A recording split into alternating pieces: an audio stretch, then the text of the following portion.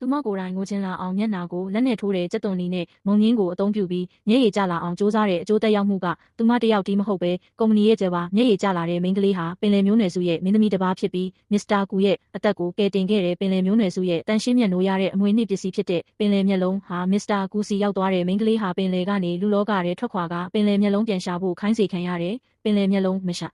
ပြီးတော့ဒါကြောင့်သူမရဲ့စွမ်းအားတွေအလုပ်လုပ်တော့ဘူးပင်လယ်မျက်လုံးကိုရှာဖွေရင်းမစ္စတာကူရဲ့အဆောက်အုံကိုရောက်လာခဲ့ပေမဲ့လုံခြုံရေးဝန်ထမ်းတွေကသူမကိုတခိုးလို့ထင်ပြီးလိုက်ဖမ်းတယ်သူမကကူညီပါလို့အော်ဟစ်တယ်မစ္စတာကူသူမရှိမှရုတ်တရက်ပေါ်လာတယ်အံ့ဩသွားတဲ့မစ္စတာကူကသူဒီနေရာကိုဘယ်လိုရောက်လာတာလဲဆိုပြီးမေးတယ်မိန်းကလေးကတော့အားလုံးကိုပြောပြခဲ့တယ်မစ္စတာကူရဲ့ရင်ထဲမှာပင်လယ်မျက်လုံးအလင်းထွက်နေတာမြင်လိုက်ရချိန်သူအံ့ဩသွားတဲ့စကားပြောမိလုံခြုံရေးဝန်ထမ်းတွေမိန်းကလေးကိုအပြင်ထုတ်